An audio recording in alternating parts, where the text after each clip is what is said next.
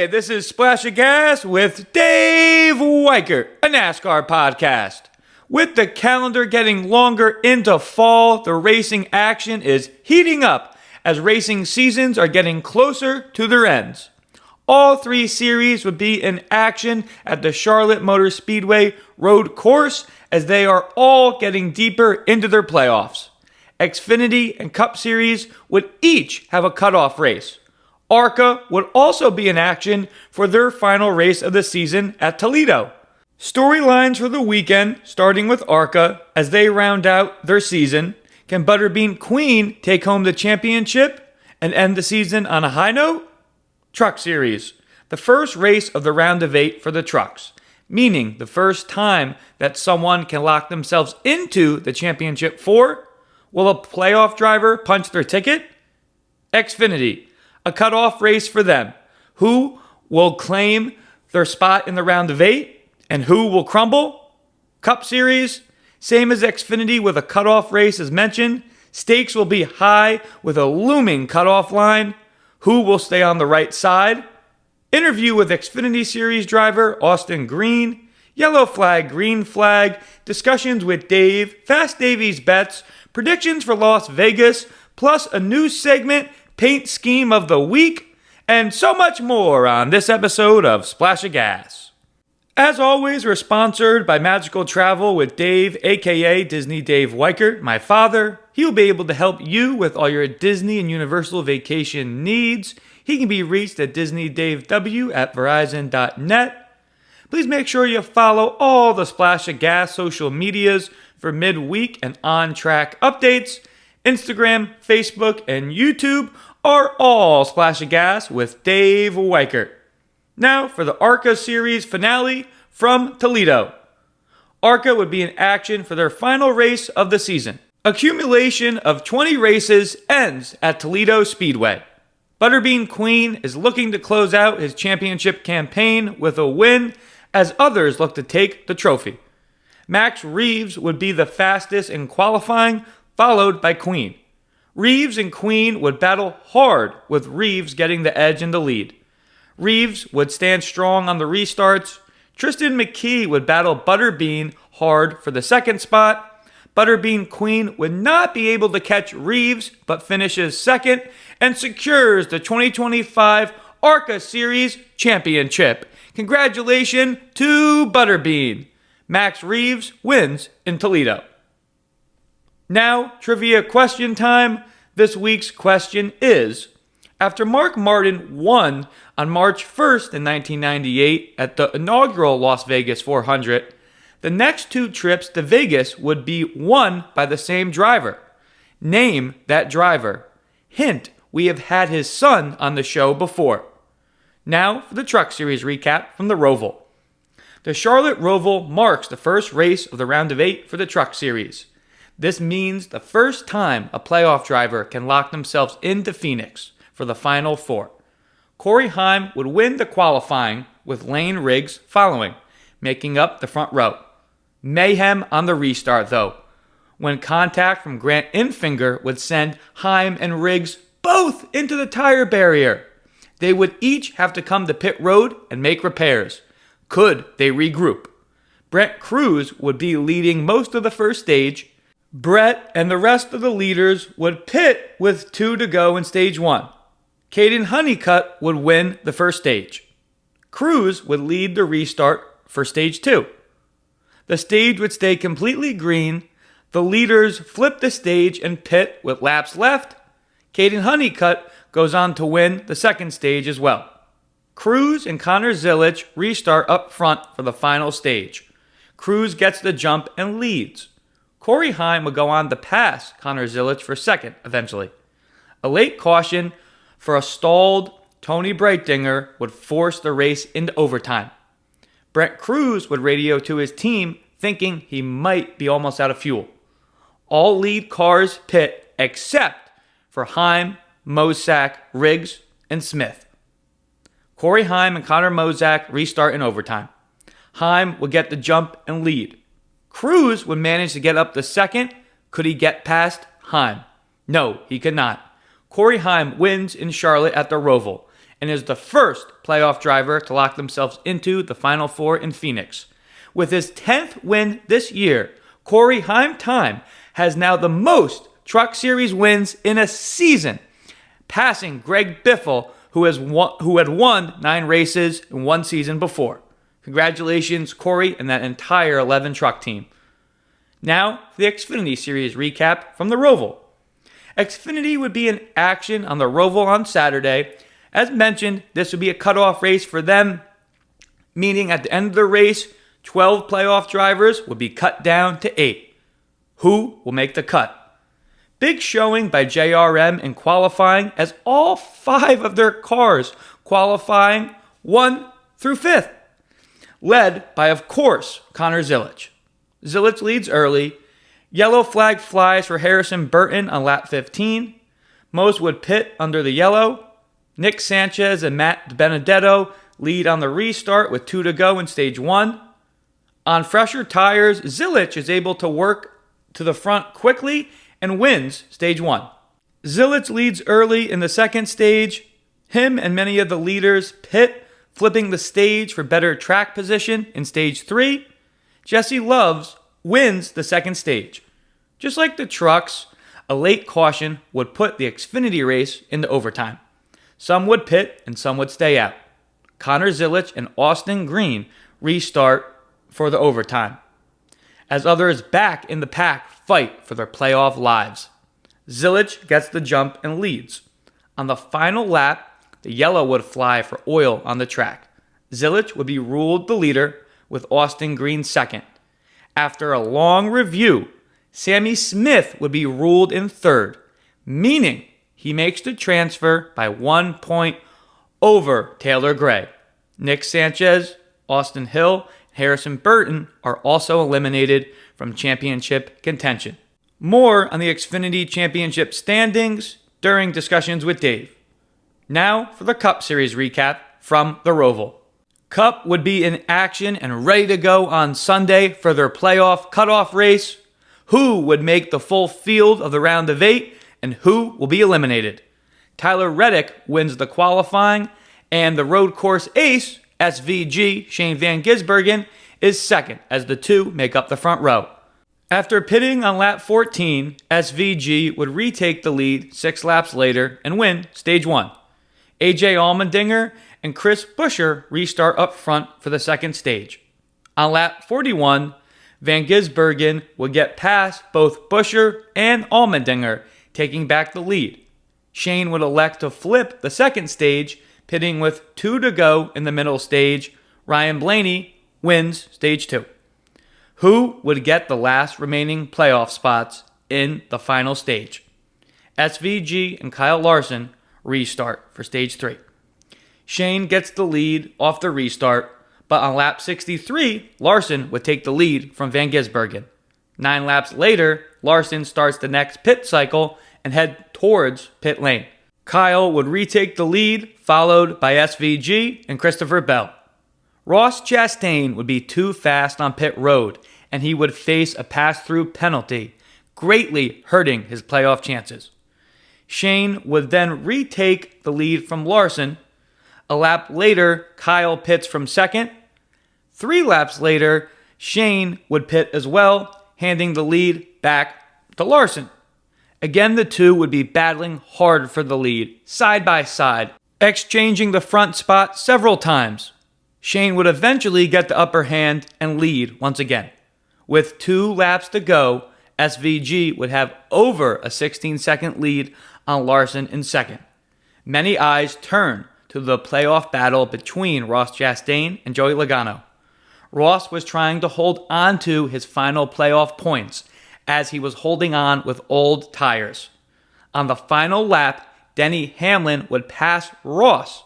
This in hand would eliminate Chastain, meaning Logano would secure the final and 8th playoff spot.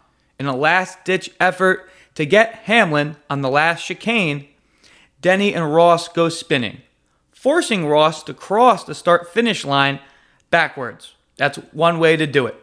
Shane Van Gisbergen wins, and after the smoke clears, Ross Chastain, Bubba Wallace, Tyler Reddick, and Austin Cindric are all eliminated from playoff and championship contention. Rugby balls are punted into the stands Sunday in Charlotte. Quick look back at the predictions we made for Toledo and the Roval. Did pretty well, all things considered. Did mainly go with the favorites, but hey, a win's a win, right? Tapped Butterbean Queen. He secures the ARCA Championship and finishes second. Truck Series went with Heim Time. He wins. Xfinity went with the road course ace of Connor Zilic, who's been so dominant, as we know. He wins. Cup had the Charlotte sweep, of course, with Shane Van Gisbergen getting the win on Sunday. Now for our yellow flag, green flag segment, ARCA green flag. Think I've given him the most green flags of any driver on the show this season, but now he's the 2025 ARCA Series champ. From start to finish, it was all Butterbean Queen. Bean Nation, rise up. Trucks, yellow flag. Lane Riggs. Lane didn't get off as lucky with that early contact as Corey Heim did. After qualifying second, Riggs finishes 21st. Trucks, green, Brent Cruz. He showed out in this race, leading a majority of it. If there isn't that late yellow, he probably wins that race. Cruz comes home second. Xfinity yellow, bad day to be in Austin Hill at the Roval last weekend. As mentioned, 2 Austin Hills will be racing. Austin J. Hill fails to make the race after qualifying 41st. Then Richard Childress Racing's Austin Hill fails to make the transfer into the round of 8. More on that on Discussions with Dave. Xfinity green flag, and he already has it in his name, and we are about to chat with him, the man that finished second with his career best Xfinity finish, Austin Green. Cup, yellow. Sorry, but to Ross Chastain, the late speeding penalty handed the final playoff spot to Joey Logano. Ross is a fan favorite, but many fans would have liked him even more if he was the guy to eliminate Logano. That wasn't the case, though. Cup Series green, Shane Van Gisbergen on a road course in the next-gen car. He's practically a cheat code at this point. Congratulations to the 88 team. As mentioned, our driver guest this week is Austin Green, who just finished second in the Xfinity Series race at the Roval. Here's what Austin had to say.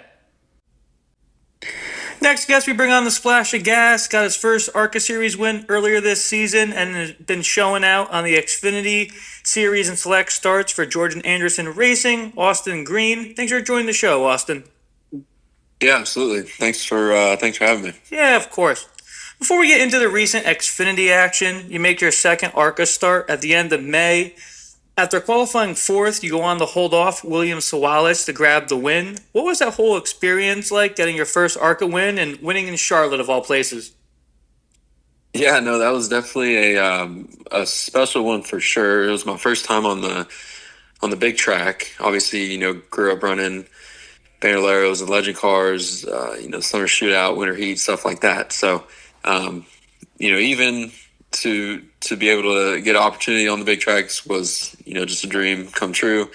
But no, everybody at Pinnacle Racing and Overplay Games, just super great to work with. And I knew it'd be a really fast car, and I guess it was just in my hands at that point. So, everything just kind of fell into place there, with lap traffic and kind of learning how to do the whole aero stuff. And but no, yeah, that was a really solid day, and hopefully we can go back next year and try it on an oval.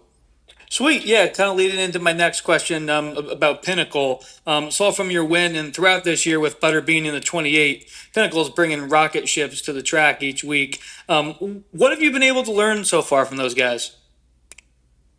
Yeah, so I've really only done 2 races with them this year. I did Rockingham and Charlotte. Butterbean was great to kind of work with and pick his brain on the Charlotte side. Obviously, he's had a kick-ass year and, just won the championship. So, kind of excited to see what he's going to have for next year in the future. And but no, yeah, like I said, everyone over there, Shane Huffman, all the guys, they're just class act for sure. Cool. Appreciate you touching on that. Moving to the Xfinity side of things, you made your Xfinity debut last year with Jordan Anderson Racing, continuing that with them this year. How's it been working with that team? Yeah, no, it's been great. Obviously, the more races we're doing, and the more kind of getting to know each other, we work better together. So to have Jeb and Blaine as teammates, obviously, my oval experience on the Xfinity side of things isn't as great as theirs. So it's definitely nice to kind of lean on them, going to a track I've never been to with that car. And then, vice versa with the road course stuff. So I think it's a great partnership, and as an organization as a whole, just to kind of help each other and work together. Cool. It seems like you got good teammates to lean on as well. Coming into the Roval this year so far, you've had 4 top 10 finishes: Mexico, Chicago, the Glen, and Portland. After tough races in Bristol and Kansas, were you looking going back to a road course in the Roval? Yeah, that's definitely, I guess, kind of my strong suit right now. Everybody always says, or class puts me in the road course ringer category, which I guess isn't a bad thing, but I don't know. I mean, I started doing road courses in 2023 with TA2 and Doug Peterson and Peterson Racing, the team I'm still with now.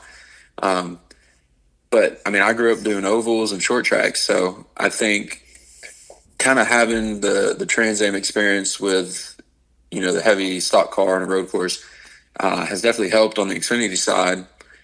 But going to mile and a halves and the high bank tracks, stuff like that is new to me and the team with these type of cars. So I know each time we go back, and second time we go back to whichever track, hopefully we can just keep getting better and better. Cool. Appreciate you touching upon that. Moving into the Roval, you qualified 10th, finish stage 1 15th, and the second one 20th. Did you learn anything from the car early, and how was the 87 feeling going into the third stage? Yeah, I mean, last year was my first year at the Roval with Xfinity, and we ran really good. And I think we were running, I can't remember if it was top 5 or top 10 with about 10 or so laps to go, and then we had some motor issues, so that one kind of stunk. But I knew we had a good piece coming into this weekend, and obviously I think practice and qualifying definitely showed it. But I think as you and everybody else knows, the end of these road course races are very chaotic. So yeah, I mean, I've just kind of learned, especially in Xfinity on road courses, just survive, get to the end. And then try to work your way through. So, but no, thankfully, like I said, we had a really fast car, and all the guys at Peterson Racing and Jordan Anderson Racing, really bust their tails for me behind the scenes. So, thankfully, I'm the one that gets to hold the wheel. But no, yeah, it was a really good weekend, and I guess it's good to be upset with second, but yeah, I don't know. I mean, obviously Zilich is really good right now, and to be runner up to him for us with us being a small team is I kind of view that as a win. Gotcha. Just as you mentioned that 88 has been lights out this season. I mean, what more do you think you needed to catch him? And it seems like you're pretty happy on how your day ended up being with the second place finish. Yeah, that whole third stage, I was really just kind of, I don't want to say riding, but just kind of trying to save my rear tires as much as I could in preparation for an overtime, kind of like what we had, because the fall off there was really bad. And yeah, I don't know, we got, I think, 4 to go or something, and I was running third, and Allgaier was too far ahead, so couldn't really catch him. So at that point, just still kind of kept riding. Then that overtime caution came out, restarted in the front row, and yeah, thankfully had a really good start. And then yeah, I got put 3 wide in the middle, so I was trying not to get myself wrecked by whoever was on the inside, and then also not take out Zillich in the process, with him being in the playoffs and fighting for a championship. So. Gotcha. Yeah.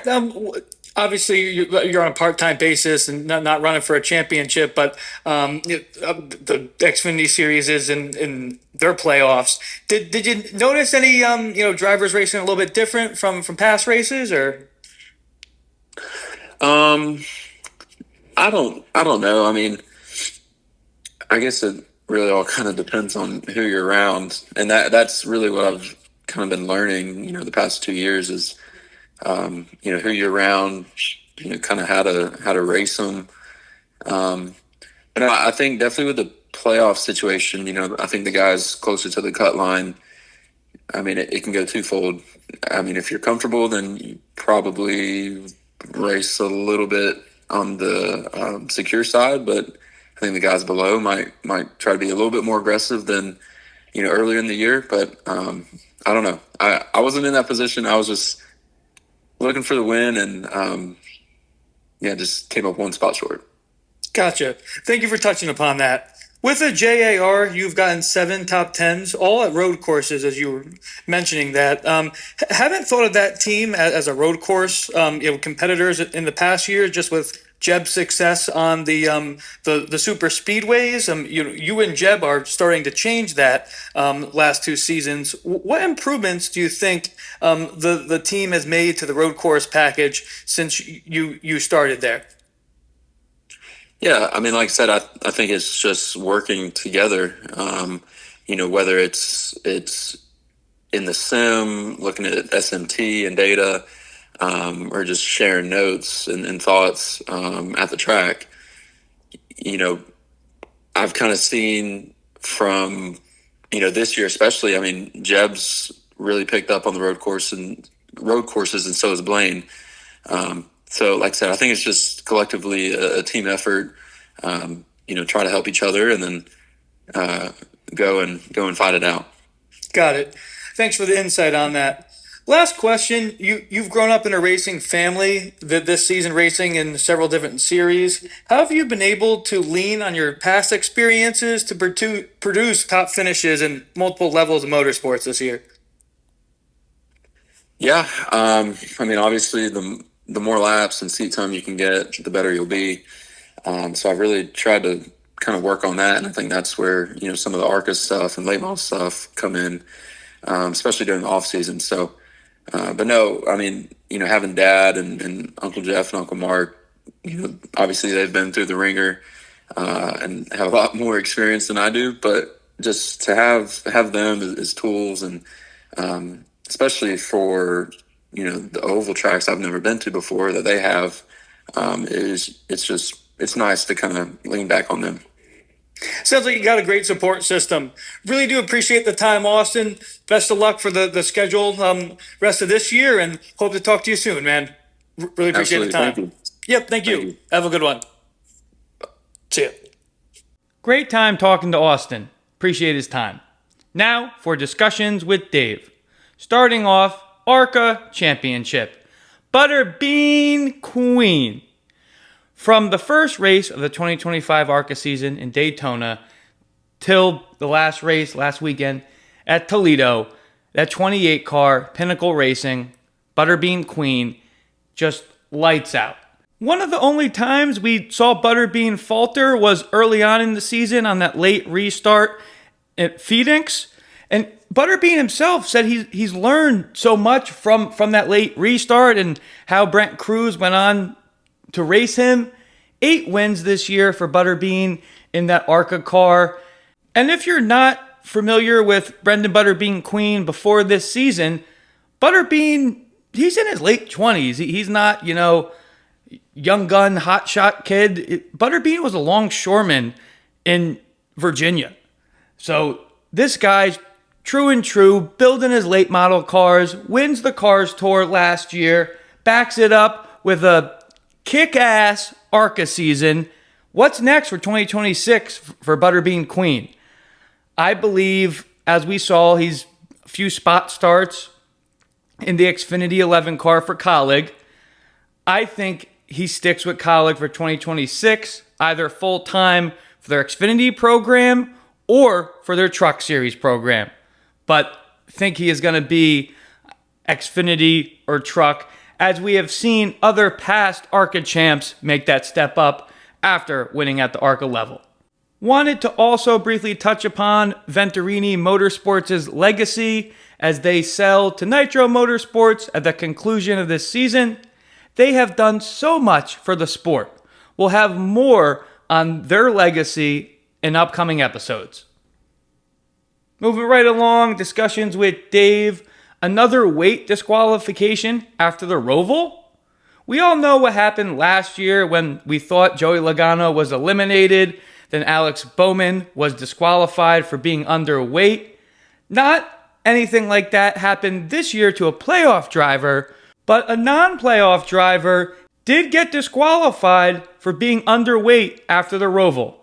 Riley Herbst was disqualified from Sunday's NASCAR Cup Series race at the Charlotte Motor Speedway Roval. His 2311 Toyota was too light in post-race inspection. Herbst was originally scored 30th, but now will be credited with last place. Herbst's disqualification does not impact playoff points at all. As a fan, it's just strange that this particular road course, you see cars get eliminated for being underweight. I don't really recall this happening throughout this season or between when Bowman got disqualified at last year's Roval till Herbst gets disqualified after this year's Roval. Pretty sure that no other drivers were thrown out for being underweight. So just strange occurrence that seems to bite some drivers at the Roval. We did see a handful of races while they were both still playoff eligible. Ross Chastain and SVG post-race go on the gravel to pick up weight on their hot tires. NASCAR said, you can't do that anymore. We'll fine you. Just very strange in the end. We'll have to get more detail on what is specifically causing this issue. Next topic, Austin Hill pretty much upends himself this season. As we mentioned, Hill, who was playoff eligible with his wins earlier this season, he right hooks Eric Almirola in Indianapolis. He gets suspended the next race. NASCAR said, you're still playoff eligible, but we're going to take away all of the playoff points you have built up going into the playoffs. Austin Hill gets eliminated by 21 points. His suspension for wrecking Almirola stripped him of 21 points that he built up. Austin Hill, racer through and through. You see him post-race sometimes butting heads with other drivers. The guy's bringing it. But that little bit too much that pushed him to wreck Almirola in Indianapolis, that one split-second move takes him away from championship contention. Everyone that works on his team, everyone at RCR, that one split-second move by the driver just wipes them from being a playoff contender. Hill was in the Final Four last year in Phoenix. And I get it. Everyone makes bonehead moves. Everyone makes mistakes. But from a veteran driver like Hill, I was not expecting that. And now, with him not winning in the playoffs, and with that point gap from that suspension from wrecking Almirola, in the end, it nips him in the butt, and he doesn't advance. Moving along, more Xfinity news. Harrison Burton is on the move. Was announced this week on the 8th that Harrison Burton will not be returning to AM Racing at the conclusion of the 2025 season. Nonetheless, Harrison was able to bring AM Racing to that next step. During his tenure there, Harrison truly elevated their program with a record number of top 5 and top 10 finishes, guiding to AM's first ever playoff appearance this year. In a statement, AM Racing thanked Harrison and the Burton family for their contributions on and off track, which helped them have success this year. Harrison will pilot that car for the remainder of this season. Later this week, it was announced Harrison Burton has signed with Sam Hunt Racing for 2026 as he rejoins Toyota's after being with Ford the last 4 years with the Wood Brothers, the Cup Series, and AM in Xfinity. I have said this in hindsight. When Hailie Deegan and AM Racing parted ways, it probably wasn't the best match. Deegan, a driver that up and coming, needs more seat time, needs more experience, and with an up and coming team of AM Racing, probably just wasn't the best match. And as we saw that year, Deegan was out of the seat before the Chicago street race. Then bringing someone with the experience like Harrison Burton, as we saw what they did this year, Harrison raised that program. And that's going to set up AM Racing for winning races in the future, contending for championships, being in the playoffs. So, and you saw that in AM's message that they truly saw great benefit with Harrison being on their team, and they were thankful for that. Now Burton moves to Sam Hunt Racing. Sam Hunt is on the up and up as well. After Joe Gibbs, Sam Hunt is probably the second best Toyota Xfinity team in the garage. I'm excited to see what this combination does for next year. Last topic on discussions with Dave this week, a topic that has been on many of the big NASCAR podcasts, Hamlin's, Junior's podcast, have all been talking about NASCAR getting more horsepower. And it was announced that for the 2026 season, a target horsepower has been set for road courses and ovals less than a mile and a half will increase to 750 horsepower for next year. NASCAR will be increasing the horsepower from 670 to 750. So an extra 80 horsepower in these Cup cars is just going to be awesome. It is expected to place a greater premium on throttle control and incentivizing tire management. The tracks that they will be at 750 horsepower, Bowman Gray, Circuit of the Americas, Phoenix, Darlington, Martinsville, Bristol, Watkins Glen, Dover, Nashville, San Diego, Sonoma, North Wilkesboro, Iowa, Richmond, Loudon, Gateway, and the Charlotte Roval. Say what you want to say about the next-gen car. There has truly been exciting over-the-top finishes with this car. Bringing the horsepower up, I think, is just going to make the action even better for us fans. Can't wait to see how that translates on track for next year. Now for our news segment, Paint Scheme of the Week. Trevor Bayne will be hopping in the Sam Hunt 24 Xfinity car for Vegas. He will be sponsored by Olipop, an ice cream pop company, and Olipop partners with SpongeBob SquarePants. So you got on Bayne's car SpongeBob's face with a pirate patch on. That is just so cool. Everybody watched SpongeBob growing up, and I don't know, I think he kind of holds a soft place in everyone's heart. And seeing his face with a pirate patch on a NASCAR Xfinity car just made me smile. Please check out SpongeBob's car. It's the 24 Xfinity car. They'll be racing Saturday night at Vegas. Now, Truck Series Playoff Breakdown. We'll have the full predictions on next week's episode before Talladega. As mentioned, Corey Heim gets the win. First guy to lock himself into Phoenix for the Final Four. Then from second to eighth, separated by just 6 points. So any speculations, predictions we, could make, literally just fly by the wind. So here we go. Tyler Ankrum, +2. Daniel Hemrick, +2. Raja Caruth in fourth in that final cutoff spot, +1. Lane Riggs, fifth, -1. Ty Majeski, -2. Enfinger, -4. Honeycutt, -4. Corey Heim this year, winning 10 truck races so far. He's almost racing on another planet. The drivers 2 through 8, those are the cream of the crop, the top drivers, along with Heim, for this year. From Ankrum to Honeycutt in the standings, any of those guys could take the 3 remaining spots, and I truly wouldn't be surprised. Am I slightly surprised to see Tyler Ankrum in the second spot behind Heim and Raja Carruth in that fourth remaining spot after the Roval? Yes, I am.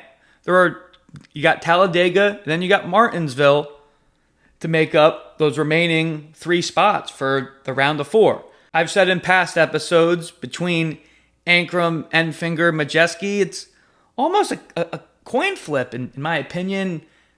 Each of them have been in the sport for a while. I do think right after Heim, I think the best driver right now is that Daniel Hemrick. Believe he is going to lean heavily on his past Xfinity Championship experience and his past Cup experience to get him into the Final 4. Like I said, we'll have the final predictions for my Final 4 next episode with all of our predictions for Talladega. Now, Xfinity Series playoff breakdown and our first predictions for the Final 4. Going into the first race of the round of 8 in Las Vegas, Connor Zilisch is atop of the standings, plus 57 points. That is the biggest point lead an Xfinity Series driver has ever had going into the round of 8. Second, Justin Allgaier, plus 24. Brandon Jones in third, plus 4. Sam Mayer, plus 2. Cutoff line, Jesse Love, minus 2. Sammy Smith, minus 7. Carson Kvapil, minus 11. Rounding out the 8, minus 13, is Sheldon Creed. Connor Zilisch is going to be in the Final 4. Justin Allgaier, plus 24. A bad race could put him on the opposite line of the cutoff. I don't think that's going to happen. Throughout this season, we have seen the speed that the Haas factory 2 cars, Xfinity cars, have brought. Sam Mayer, Sheldon Creed. I don't think Creed gets in. I do think Sam Mayer, we spoke to him last week. The guy's just so focused. It really blew me away. I think Mayer finds a way to get into the Final 4. I have come a long way with Brandon Jones. I felt like in past seasons, the guy just always finds a way to crash, unfortunately. He has turned that page for me this year. I think Brandon Jones, he's the lone Toyota in the round of 8. I do think he puts Joe Gibbs' Xfinity team in that championship 4. So, as I mentioned, I do think Creed gets eliminated. I think Kvapil, Sammy Smith, and Jesse Love also get eliminated. We'll see. We have all 3 races of the round of 8 to watch. Can't wait for that. Now, Cup Series playoff breakdown and predictions. Just like Xfinity, Cup Series starts their round of 8 in Las Vegas. Denny Hamlin, top of the standings, plus 8. Blaney, plus 6. Larson, plus 4. Byron, plus 4. Cutoff line, Christopher Bell, minus 4. Chase Elliott, minus 14. Chase Briscoe, minus 14. Last but not least, Joey Logano, minus 24. I'll rip the Band-Aid off right away. The way things sit right now, and I could be blatantly wrong, Hendrick Motorsports has been slipping. They really haven't. Besides the Chase Elliott win, which was very exciting, Elliott wasn't dominating that race. As we've said, Hamlin or Wallace should have won that race. It doesn't really wet my whistle that much. I think Denny Hamlin gets in. Just with how good Team Penske is, I think both the Blaney and Logano get into the Final 4. That would then leave that one spot. I think Christopher Bell gets it. That would mean Larson, Byron, Elliott, Briscoe get eliminated. Are 3 Hendrick Motorsports drivers going to get eliminated in the round of 8? Beginning of the season, I would have said, you're crazy, Dave. They could completely prove me wrong. Larson won one of the Vegas races last year. He could go rattle off and be the first driver to lock himself in. I think Team Penske dominates this round, and their 2 cars are favorites going into Phoenix. Just can't wait for how these races play out. We'll see what happens. Now, drivers to look out for Las Vegas, Xfinity. We start right out the top. Sheldon Creed, just talking about how good those Haas factory cars have been this year. Can Creed get a top 5 in Vegas? Think it is achievable. Jesse Love, He was solid last year in the Xfinity car in Vegas. What can he do? Justin Allgaier. Levy had a top 5 in one of the 2 Vegas races last year. Should be a contender, as we know.